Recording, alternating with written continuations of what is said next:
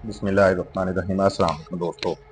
नाज़रीन, वज़ीर आज़म loan scheme दोबारा से शुरू हो चुकी है। 2024 की रजिस्ट्रेशन ओपन हो चुकी है। वज़ीर आज़म शहबाज शरीफ की जानिब से इसकी दोबारा जो रजिस्ट्रेशन है वो ओपन कर दी गई है।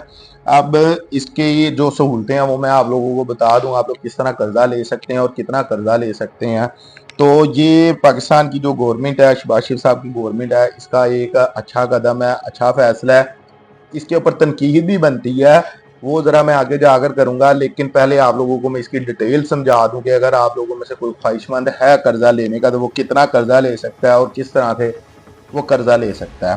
तो पहले नंबर पर तो नाज़रीन, इसमें आपकी जो एज है वो 21 से 45 साल के दरमियान होनी चाहिए। 21 से 45 साल के दरमियान के लोगों को ये कर्जा मिलेगा, यानी कि ना 21 साल से कम का बंदा अप्लाई कर सकता है और ना 45 साल से ज़्यादा एज का जो बंदा है वो इस कर्जे के लिए अप्लाई कर सकता है।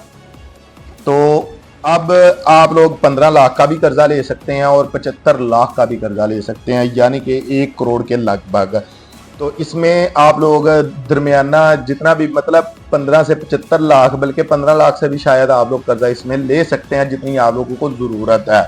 तो हुकूमत की तरफ से आप लोगों को ये ऑफर दी गई है कि आप लोग 15 से 75 लाख रुपए तक जितनी आप लोगों को ज़रूरत है या जो आप समझते हैं कि आप इजीली वापस कर देंगे, आप लोगों को तंगी नहीं होगी, उतना कर्जा आप लोग ले सकते हैं। अब ये जो कर्जा है आपने लुटाना कितने अरसे में वापस है, तो 8 साल की मुद्दत में आप लोगों ने ये आसान किस्तों के ऊपर ये कर्जा वापस करना है। और इसके ऊपर अब एक चीज़ है वो डाउटफुल है। जिस तरह अभी मैं ये खबर पढ़ रहा था तो इसमें एक जगह लिखा हुआ है कि इसके ऊपर कोई कर्जे के ऊपर कोई सूद नहीं है, कोई किसी किस्म का आपको 1 रुपया भी चार्ज नहीं किया जाएगा। यानी कि अगर आप लोग 15 लाख रुपया लेते हैं तो 15 लाख ही आप लोगों ने वापस करना है। लेकिन कहीं कहीं जगह अगर इसकी हम और भी कुछ डिटेल हासिल करने की कोशिश करते हैं तो बहुत सी जगहों पर आप लोगों को ये देखने के लिए मिलेगा, कहीं पर 3% भी लिखा गया, कहीं पर 5% भी लिखा गया। तो इसके ऊपर जिस वक्त आप लोग किसी बैंक से इंफॉर्मेशन लेंगे इसकी तो आपको इल्म हो जाएगा, लेकिन मुझे ये लगता है कि 2 से 3% आप लोगों को इसके ऊपर देना पड़ेगा। तो चाहे आप लोगों को 0.1% भी देना पड़ता है तो वो भी सूद ही हो गया, ठीक है। वो चाहे आप रुपया खाएं या लाख खाएं, लेकिन डिटेल आपको इसकी जो सी है वो ठीक से डिटेल वो बैंक से ही मिल जाएगी। अब फिर दूसरे नंबर पर आप लोगों को कौन से बैंक से ये कर्जे एक और इसमें जो नाज़रीन शर्त है, सॉरी मैं आप लोगों को बता दूं कि ये जो बंदा है ये फिजिकल एप्लीकेशन जमा नहीं करवा सकता। आप लोगों को इसकी एप्लीकेशन है वो ऑनलाइन ही जमा करवानी है। वैसे ये बहुत अच्छा काम है, सिर्फ इसमें नहीं, कोई भी गवर्नमेंट का मंसूबा हो तो मुझे लगता है कि गवर्नमेंट को यही करना चाहिए कि फिजिकल किसी बंदे की एप्लीकेशन किसी भी मंसूबे में किसी भी प्रोजेक्ट में जमा ना करें, ऑनलाइन एप्लीकेशन बंदा जमा करवाए।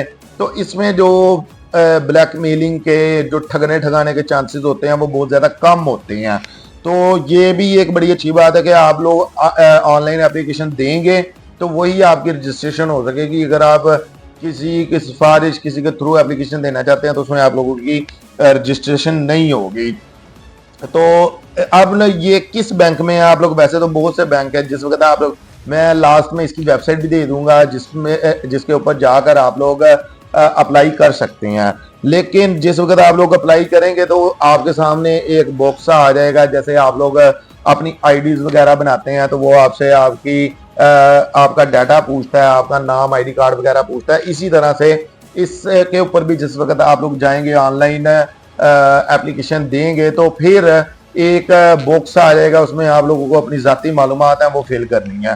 तो पहले नंबर पे जो बॉक्स आएगा उसमें आप लोग देख सकते होंगे कि वो आपका आईडी कार्ड नहीं, आपका बर्थ ऑफ डेट पूछ रहा है, आपका नाम पूछ रहा है, आपका इलाका पूछेगा। बाद में फिर वो आपसे आपकी पर्सनल मालूमात लेगा और फिर आप लोगों से पूछा जाएगा कि आपको कितना कर्जा चाहिए, 15 लाख, 20 लाख, 50 लाख, 75 लाख। इसकी लिमिट 75 लाख रुपए तक की है। फिर जिस वक्त आप लोग ये फिल कर लेंगे तो उसके बाद आपसे बैंक का पूछा जाएगा कि किस बैंक से आप लोग कर्जा लेना चाहते हैं। तो उसमें सारे बैंकों के नाम मौजूद होंगे, लेकिन मैं अब आप लोगों को एक मशवरा देना चाहूंगा कि आप लोग अगर अप्लाई करना चाहते हैं तो फिर नेशनल बैंक के थ्रू आप लोग अप्लाई करें, नेशनल बैंक को सिलेक्ट करें, क्योंकि इस वक्त मौजूदा अगर वक्त की बात करते हैं हम लोग, तो इसमें नेशनल बैंक है वो सबसे ज्यादा कर्जे दे रहा है।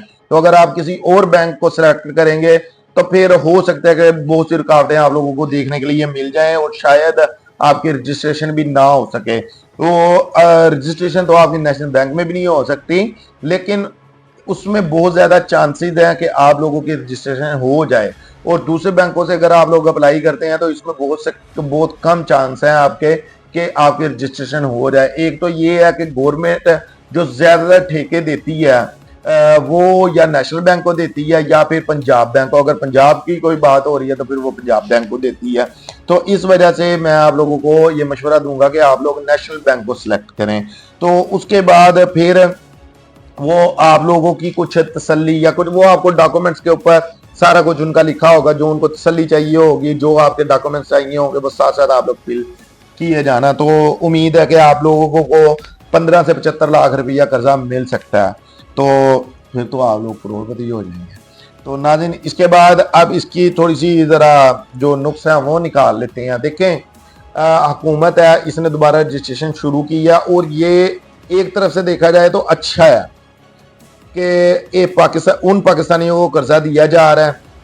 और इसमें एक और मैं आप लोगों को बात बता दूं कि एक तो इसमें ओवरसीज पाकिस्तानी है और वो अप्लाई नहीं कर सकते, उनको उनकी रजिस्ट्रेशन नहीं होगी। और दूसरे नंबर रखी है 3 शर्तें रखी हैं। एक शर्त ये रखी है कि ओवरसीज पाकिस्तानी है वो बिल्कुल भी कर्जे के लिए अप्लाई नहीं कर सकते, क्योंकि ठीक है जो बंदा दूसरे मुल्क कमाने के लिए गया है वो अपने मुल्क को कम से कम इतना पैसा जरूर भेज रहा है अपने घर वालों को जिससे उनका दाल दलिया चल रहा है। दूसरे नंबर पर जो सरकारी मुलाजिम है वो इसके लिए अप्लाई नहीं कर सकते।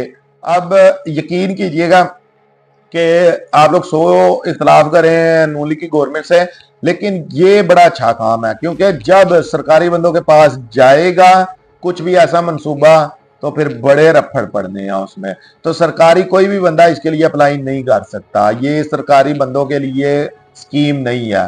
तीसरी है वो मैं आप लोगों को पहले बता चुका हूं कि आप लोगों ने सिर्फ ऑनलाइन ही अप्लाई करना है, आप लोग वैसे नहीं कर सकते। अब इसके थोड़े से नुक्स भी निकाल लेते हैं। अब नाज़रीन, आप लोग ये देखेंगे 15 से 75 लाख रुपया कर्जा दिया जा रहा है, अच्छी बात है, लेकिन आप लोग अब इसमें अरबों रुपया इन्वेस्ट करेंगे और वो आप लोगों को 8 साल के बाद वापस मिलेगा, ठीक है।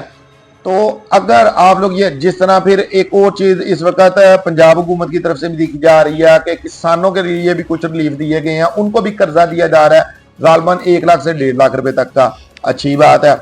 लेकिन मैं यहाँ पर यह कहना चाहता हूँ नाज़रीन कि अगर हम लोग ये कर्जा कर्जा कर्जा कर्जा छोड़ें, ठीक है, हमारी हुकूमत आती है वो कर्जा लेती है, हुकूमत है कर्जा आगे से अवाम को भी देती है, हुकूमत भी कर्जई अवाम भी कर्जई, हुकूमत दूसरे ममालिक की कर्जई, IMF की कर्जई, अवाम हुकूमत की कर्जई।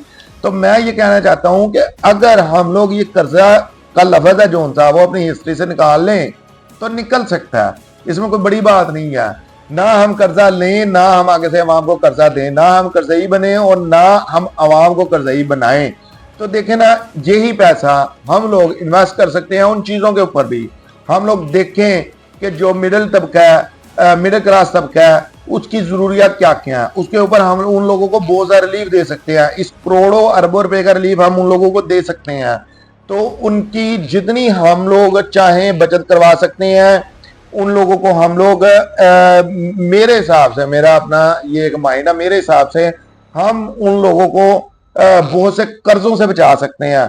अगर एक बंदा 1500-2000 रुपया दिहाड़ी लगा रहा है तो वो उसका जो रोजमर्रा का खर्चा है हम लोग उसके ऊपर, हम लोगों से मुराद मैन तो नहीं ना देना, गवर्नमेंट नहीं देना है।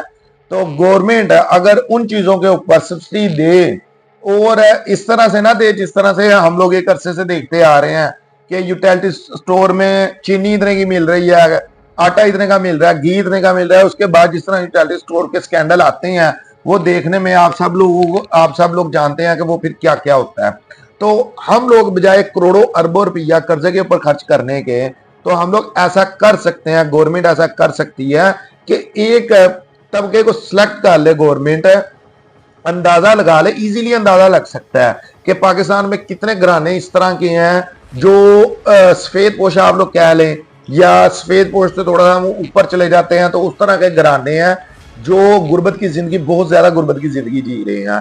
तो फिर आप लोग, और ये बड़ा इजीली पता लग सकता है आप लोगों को, अगर ईमानदारी से बताना चाहे तो जो रीडिंग करने आता है ना, बिजली के बिलों की रीडिंग करने आता है, मीटर की रीडिंग करने आता है, वही आप लोगों को बता सकता है कौन सा, ये एक बता रहा हूँ, वैसे तो 100 तरीके और हैं पता करने के कि कौन सा घर है वो सफेद पोश है, कौन सा घर है जो इस वक्त गुर्बत की जिंदगी जी रहा है, कौन सा घर है जिसको जरूरत है रिलीफ की, पैसों की।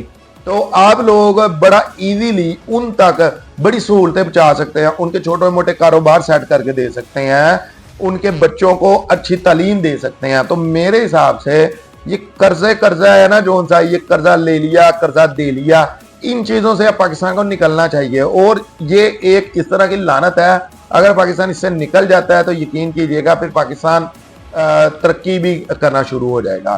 तो आपके लिए इतना ही, अपना बहुत सारा ख्याल रखिएगा, शुक्रिया, अल्लाह हाफिज।